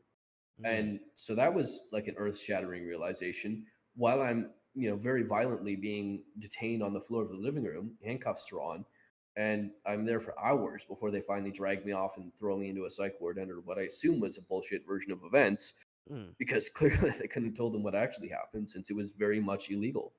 Yeah. So anyway, I'm in there for the Christmas holidays, and I finally get out after very begrudgingly uh, doing whatever the hell they told me. Of course, I didn't actually change my mindset. I just pretended to get the hell out of there because I Yeah. was absolutely furious. All of the depression and upset sadness that I had felt over losing that love Hmm. that I really, had found a reason to live in her, all that depression and heartbreak instantly turned into furious rage. I Hmm. was so angry at the world. I hated everyone, In a especially my sense, parents and the in a cops. sense, do you think that this outburst of anger or like kind of like the switch in mentality was a sort of relapse in kind of a Back to your a childhood kind of thing. yeah, like a relapse into Absolutely. I think absolutely it was. I think that my default method for when I have intense emotions of sadness or whatever else mm, has always been to just convert it to anger because I'm yeah. able to express the anger Hmm. without, being chastised or made fun of or whatever. Hmm. If Because a man cries, he's told not to. If yeah, he I think that's punches a a very wall, then yeah, no one cares, right? yeah, So that's yeah, that's a very good point. You know, exactly. So anyway, I was fuming as I got out and immediately right back into the addiction mhm, because that was all I had left now. yeah, Dropped out of high school the second time. that sort of Um, escapism of and just trying to find something else. that's how I spent my birthday. Mm, And that was on the 16th of January. mm. And So then how did COVID affect this? Because this might have COVID been right happened at sort the of while I was homeless. after. So Oh, okay, yeah, yeah, Oh, because it was like literally like a few weeks. So I mhm, turned 18. I turned 18 on the 16th of January yeah, of 2020. mm, And on the 4th of February 2020 is when I finally snapped because I was, mm, as always, very violently lashing out over something that went wrong in my video game. yeah, And because of that, my parents were like, "All right, you need to stop." So they pulled the plug and they're like, You're going to get all this back when you do this list of things we want you to do. We want you to go back to school. We want you to sort out all this crap." And mhm, it's like, no, all this crap is the problem. The video game is my coping mechanism. Give it back now, or I'm going to yeah, kill you. That's what I said to yeah, them. Give it back now, or I'm going to kill you. mm, And they're like, no. So, of course, they just won't have it. So I finally said enough's enough. If you're not going to let me have my coping mechanism, then I'm going to express my anger a different way. At least mhm, that was my thought process. I don't think I actually said that out loud. But I went up to the kitchen, grabbed a steak knife out of the kitchen, and chased my father into a corner of the living room, not far from where the cops had, had me a few Yeah. months prior, and went at him. I like fully like blacked out in Mhm. terms of like remembering this. Like I was very dehydrated, sleep deprived, malnourished from just Mhm. full on into the addiction. So I the fact I could stand up was impressive. So I only got him, I think, on the arm like 4 times with the steak knife, which was Yeah. serrated, but I was aiming for his chest. But the fact I even Mhm. hit him, I mean, is impressive. But my intention at that day was to kill him. I was going to kill him, and there was just pure luck that stopped me from getting a murder charge that day. Mm. So he knocks a knife out of my hand, wrestles me to the floor, damages a bunch of shit in the process, and then screams for my sister to call 911. A Mm. few hours later, the cops finally show up because in my city they have a god awful response time, and they'll give all these bullshit excuses of, oh, we have this many other calls. My father, who was bleeding out onto me, had to pin me to the floor after I tried to murder him. Mhm. For hours, he had to sit there Wow.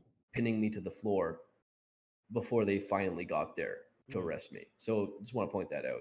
But Yeah. anyway, after this, finally, I'm being dragged, literally dragged out of the house with cuffs and thrown into the back of a cop car and arrested and charged as an adult for 2 counts of assault with a weapon, 4 counts of uttering threats to cause death, and a count of mischief under $5,000 for the damage. Mm. So, Jesus. looking at this from a perspective of a relapse of of kind of like of a mental health issue, do you feel like do you feel like you've moved past that incident with your father, or do you feel like that's always going to be a part of your relationship which is tainted? I think the stabbing I've moved past, Mhm. but the thing that led up to it, all the many things that led up to it, Yeah. will always be a part of it. I think that my relationship with my father was tainted beyond repair way before I picked up that knife. Mm. Mm. I think that there's many things that you can move past with people, even Yeah. trying to murder each other. But when it comes to many of the ways in which he let me down as a father, many of the ways in which he failed to raise me, Mhm. I think that there's just not much you can do to change that. It's too late. No matter what he does, it'll be too little, too late. Mm. And I mean, even if he didn't betray my trust in so many ways, and there's many other ways I just didn't mention because they're not relevant, Yeah. Yeah. but there's many ways in which he betrayed my trust. He lied to me about many important things. Like there was stuff that he really shouldn't have done, or stuff that he really should have done that just he didn't do right. So it was already a tainted relationship before he went and tainted it further. Mm. So So, how has moving forward, maybe real fast, I'd like to just jump to the present. How has that incident affected your guys' relationship? How has that incident affected your extended family? How So has most of that? my extended family is either overseas or Mhm. dead. So my Okay. grandmother, who was here in Canada, is dead. My Mhm. uncle, who is still alive, I wasn't super duper close with, but kind of close with. His son, a cousin of mine that hung himself, is dead, Mm. and then the other two cousins weren't all that close. Um, so yeah, most of the rest of my family isn't in Canada. So, Mm. and they were always out of town. So the extended family wasn't super affected by it. Yeah. It So was how was mostly, your personal, your close family? How was their relationships affected by this incident? well, at first, I mean, I wasn't legally allowed within 200 meters of them or to contact Mm. them in any way, shape, or form when I was Mm. released on bail. So for a year and a half of being on bail, because COVID kept pushing back the court date for my Oh, trial and sentencing. So because of that, I was on bail for like a year and a half. So, that and must have that, been very hard. Where were you living at the time? Because you so weren't able when to I live with your first when parents. I first got let out on bail after being inside for a bit, I was just Mhm. dumped in the streets in the middle of a blizzard in like negative 30 degrees Celsius and told, Mm. good luck, see you on this day in court, have a lawyer by then. Yeah. That's exactly like I had basically the clothes I was arrested in, no money to my name, nowhere to go, and nobody to help me. In So that moment where you got dropped off, what was your first instinct? I Did you wasn't dropped already have? off. I was just let out the doors of the courthouse downtown. Oh, they Oh, just okay. let you like Uh, go. When they let you out, what was your thought process? Did you already have a plan? Did you think, My like, thought process was, "Holy shit, I'm screwed. I'm gonna die out here." mm, Like, it's the middle of winter. I'm wearing a sweater and sweatpants with shoes, and that's it. That's everything I have to my name right now. I was have there no money. I have snow? nowhere. Was like, how was the It weather? was snowing. It was a Oh my blizzard. god, It was negative 30 degrees that's Celsius. My awful. hands were already like in pain from how cold it was right when I walked out the door. It was like What the fuck? whiteout conditions. I was just, yeah, I had nothing, nowhere, and nowhere to go. And that was my mindset. It's just, yeah, I don't know how I'm going to leave to my court date. So Jesus. so what was the first step? Where did you go? First step, I legally had to go to the company that like did like the managing of bail. So like bail Mhm, supervision. It's called John Howard's, I think, mm. society or something. Anyway, so I had to go to their office across downtown. I had to walk there in the middle of a blizzard, wearing a sweater and sweatpants because I didn't have any money for a bus fare, right? Yeah. So I just had to walk there. That's all I could do. So I did. I walked there, and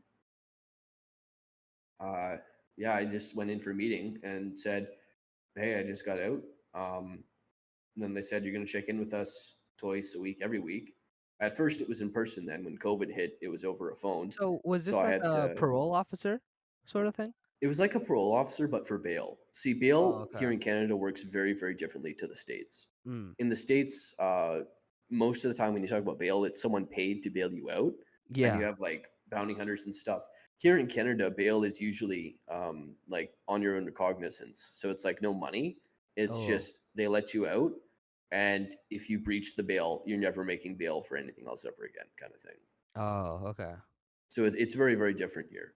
Yeah. Mhm. I don't know if we have money bail here as well, but I don't It's know. different, I've yeah. It's very different. So Mm. anyway, I was totally I was totally screwed. So I went out to that meeting, and then after that, it was just like, all right, now I got to figure out where I'm going to sleep tonight, right? Mm. Because if I just sleep out in the cold, I'm going to literally freeze to death, and I very nearly did many nights. I ended up going to this pastor who I had known from before all this happened. Is this the same pastor that you work at? 'Cause, Yes, this I'm is, yeah. aware that you work at a nonprofit now. Is this the same pastor? Yeah, it is. Yeah, he's well, I don't want to mention his name Yeah, because Yeah, I of don't know if he course. wants his name, of course, of course. but we'll call him, well, let's call him the pastor Yeah. for simplicity's sake.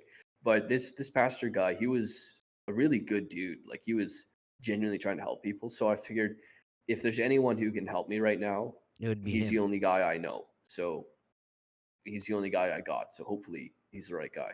So I go over to the church and hope that he's there. And with some luck, apparently he was there. So So was this was the first day right after you went to the meeting? yeah, this was the very first Ah. day, like Mhm. somewhere between 2 and 4 in the afternoon. And at this time, So you were just 18, right? I was just 18. Yeah. Wow. Like, I was like less than a month into being 18. Mm. And I had no life skills, no, barely social skills. Like, I mean, I might as well have been 16. Like, I Mm. didn't have anything on my side. So S anyway, so tell me oh, about sorry. that tell me about walking into that church. Tell me about, Well, I actually didn't looking walk. for him. I met him in the parking lot because Mm. he was like unloading or loading something from his Oh, car to the damn, church. that's really lucky. So yeah, I know, right? But anyway, I walked up and I was like, "Hey, do you remember me?" And he's like, "Oh yeah." And so I was like, "You're not gonna believe what happened." So I went over it with him, what I knew at the time, which was just I just got arrested and released for trying to kill my father. Mhm. Um, I could use some help, right? So he ended up letting me stay in the church for a while there, which helped me massively not freeze to death. But Mhm. eventually, when COVID hit, that couldn't happen anymore. Yeah. So Yeah. that's when I really started hitting the streets. But by then, I was better dressed for the cold, thanks to some donations that he was able to get for me. So Hmm. that he definitely taught me quite a bit. Do He you find yourself to be a religious person? personally, I don't like. I'm my views on God would be extraordinarily controversial. I think that he's a cruel, cruel prick, Mhm. who enjoys torturing his subjects, us. I He made mean, us imperfect and then punishes yeah. us for our imperfections, and then expects us to worship him for torturing us. And I Okay. can see that, that so, seems like a much more yeah, realistic take than than There's others I've so much heard. suffering in Yeah. this world. How could he let this be the case and still expect Mhm. us to think he's the good guy? You know what I Yeah. mean? Yeah. He may not be as bad as Satan supposedly is, but he certainly ain't no saint, Yeah, of Yeah. course. ironically. So, do you think that this encounter at a church, did you ever feel like any sense of guilt by taking or like I accepting think things from them, but I not think you have really to think more incorporating about in the the person than the religion. There's plenty mm, of people who in the name of God do terrible, terrible things. yeah. And Yeah. there's plenty of people in the name of God do amazing, great things, like this pastor. He does Mm, incredible, generous, amazing, saint worthy, like sainthood worthy stuff. Although hmm. he's Christian, I don't know if that's the same thing. But anyway, the point is that he's an incredibly good guy, Like just and human. so he's not like he's a really good guy, really He's a down to really earth. good person above being a good Exactly. Christian. I think Exactly. that's And awesome. I That's think awesome. it's Yeah. not about the religion, it's about the person. If Yeah. you're a Mhm. terrible person who finds religion, it's very likely you'll do bad things in the name of that religion Mhm. unless you become a good person. Yeah. And surely religion could cause that, but at the end of the day, it's who you are at your core. That's what you're going to do. And you can blame it on whatever God or give credit to whatever God, but at the end of the day, you're a good person or you're not. You can Yeah. change, but you are what you are in the moment. And that determines Yeah. whether I you're think going that's to a do great very good good or take. great bad. And So, so I don't feel guilty for taking from his generosity, this mhm. pastor, because that's exactly why he does what he does, Yeah. is to help people like me in that exact situation. That's a really good take. So I'm wondering about you. You're in the cold. Maybe this is like the third second week into like not into COVID. How did COVID affect you as a homeless 18-year-old? Like, but Well, besides being it kicked out didn't of the help. church. So COVID shut down everything, you may Hmm. remember. So in my particular area, that means all the stores, all the grocery stores. So when I was homeless, whatever money that I managed to have Hmm. went right into food because I Yeah. needed to eat, right? So with COVID shutting down all these stores, I can't just walk into a place and buy something anymore. Hmm. So what are my other options? Okay, well I could go to a restaurant and try to order food there, but you can't go through the drive-through unless you have a car, and I certainly can afford a car. And you They Yeah. can't won't go let through you the use lobby because it's closed. exactly. So what other options? Oh, you can use DoorDash, you can use these apps, but they don't accept cash. At least not in Yep. my area, they didn't. No. So Yeah. They and don't. It I'm sucks. not in a financial situation where I can get a credit card. Yeah. So and all I have is cash. So I just couldn't get food for a lot of the time. Whatever Mm. food I got was often from just begging from people that would pass Hmm. by. And it was very difficult to get food. And then every now and then I'd find a place that was I was just lucky enough to catch a place that was still open. Mm. And that helped, but it wasn't good food. And During this time where you were just alone and really having to be by yourself in this really harsh environment, I know that you were homeless in the same city that your folks lived in. So was there any time where maybe there was like an interaction between them? I know you legally weren't able to do it, but did they know you were homeless at the time? I don't I'm pretty sure they knew Hmm. because I had gotten in touch with uh, a guy who was part of some intercommunity health whatever project thing, some group Hmm. that was supposed to help homeless people sort out like documents for government stuff or whatever. Anyway, Hmm. uh, that guy was able to help me get in touch. This is before COVID. Get in touch with them in a legal way, like it was Hmm. like a court approved legal way to try to get stuff. But Yeah. like I couldn't really like give any kind of message. Like I couldn't legally say, "Hey, tell them this," because then that Yeah. would be illegal, right? Mm. So that was like a sort of loophole way to get something to live with, which is how I got some articles of clothing and a bag to carry stuff in. But Mm. beyond that, I mean, So there I was never a didn't time have where you ran into them or something like that? I didn't really have any interest in Mm. seeing them either. Like as much as I was the guy who just tried to to murder them, Mhm. I also was very much not looking forward to seeing them anytime Yeah, soon. that's a very I feel like that anyone Yeah. did you feel guilty about it at the time?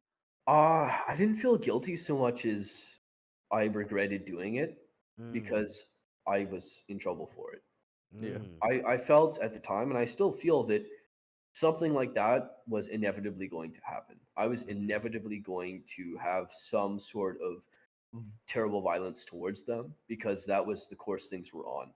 They were Mhm. raising me in such a way that it was inevitable I was going to violently lash out at them or someone Mm. else. So it's kind of on them. It's like you raise a monster, don't get upset now that you have a monster, right? Mhm.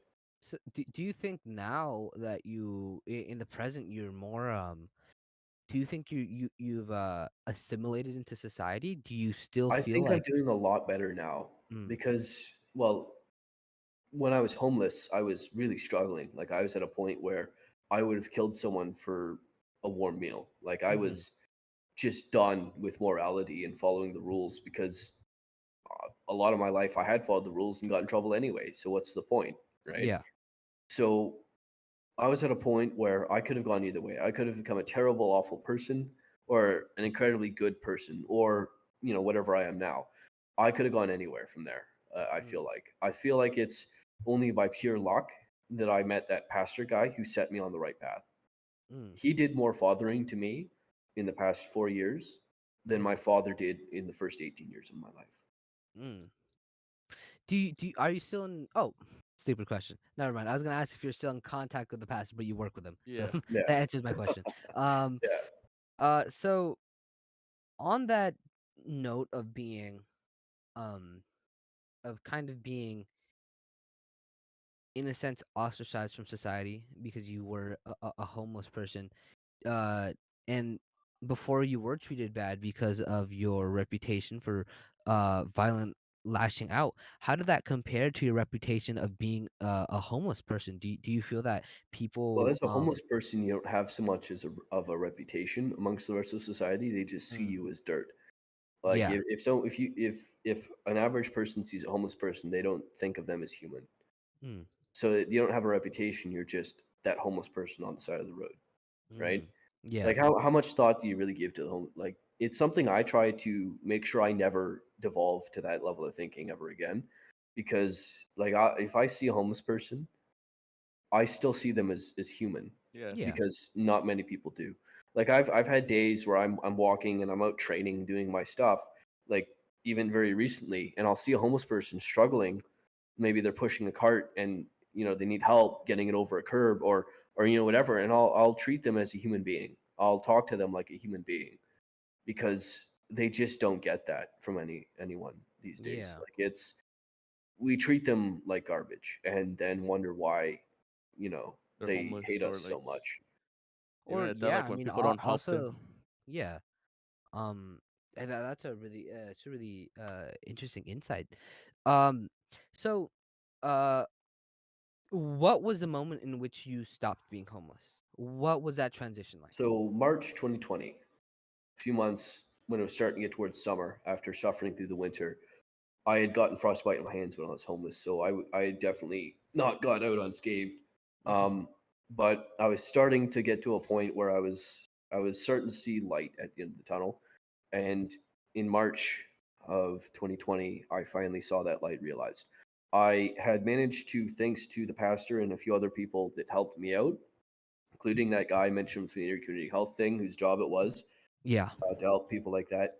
I was able to get onto something called ODSP. So in Ontario, the province of Canada where I live, which is as Mm-hmm. detailed about my location as I'll get, Mm-hmm. um, that ODSP is for people with disabilities. So that's mental or physical disabilities. And I think that my very, very violent history definitely makes it very Yeah. clear why I should never work a job. Because if Mm. I ever get a boss, and I still, even now, I think this would be a concern, is if I get a boss with authority over me who is incompetent or just an asshole, there's a very strong chance I might end up violently hurting that person. And I don't want to Mm-hmm. do that, but I can't guarantee I will be able to stop myself from doing that in Mm. various situations I can end up in.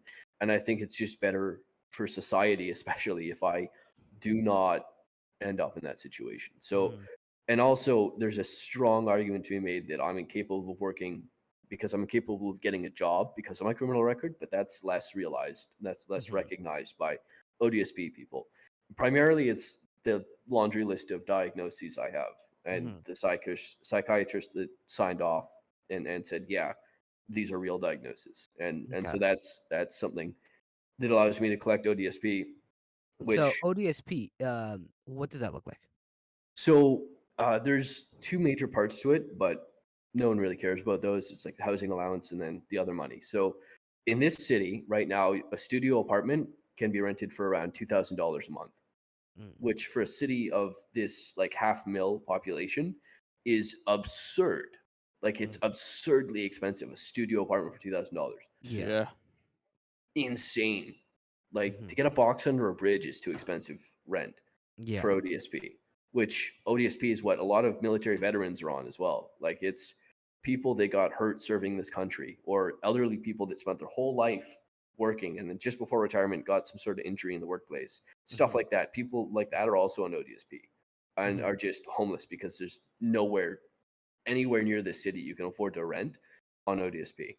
I Mhm. can only even afford it because right in the middle of like it was March 2020 was like a 1 week long housing market crash for rent prices. Oh, So rent prices just nosedived for a week and then bounced right back up. Like but it you was were just able to I snag something. snatched a place up right in the middle of that. And Mm, that's the only reason I'm not homeless still. Because mm. there's nowhere else in the city I could afford. So after moving in, getting your government assistance, how do you feel your day to day goes? Like now that you're kind of more assimilated into society as well as you believe you can be. Tell me more about the nonprofit organization that you work with. So yeah, well one thing I want to mention is the ODSP covers my rent, Hmm. but a lot of if I want to spend money on anything other than just rent and food, Hmm. I often have to do some less than legal work, Mm, stuff that would be morally objectionable to certain people, hmm. uh, to be able to afford anything more than just the absolute minimum. Mm. But I don't Because want to delve too legally, deep into that. because I'm assuming legally you cannot work. Well, legally, I would be I'd have a better chance of winning the lottery than getting a job. I have Yeah, a criminal record Yeah. for a violent crime. I yeah, have no high school. I have a two-time high school dropout, yeah. and I have a severe history of violence comparable to Hmm. that of the childhood of many serial killers. So it's like Hmm. nobody's hiring me in this century or any other. So Hmm. yeah, no. So anyway, beyond that, you asked about The nonprofit. What sort of nonprofit. things do So you do? we we started out working with the homeless. So Hmm. we'd get like food donated to us from various uh, community partners, and stuff that would normally be thrown out for imperfections that no one really cares about. So if you got like a tomato with Hmm. one bruise on it, and every other tomato in the basket is fine, but the Hmm. one tomato has a small bruise, they'll throw out the whole thing because no one will buy it. And Yeah. so stock like that just gets tossed, even though it's completely fine. Like Hmm. so much of the percent of food in this country just gets tossed and dumped, Yeah. and it's horrible. So we have community partners that instead of just writing it off as lost, tossing it, will donate it to us and get a tax write-off instead. Mm. And so then we can use that and go donate it and give it out and distribute it to the people that need it. Yeah. So we started out working with the homeless, but we found that basically every other charity in the city is working with the homeless too. And Mm. so they have plenty of help. They don't really need it from us.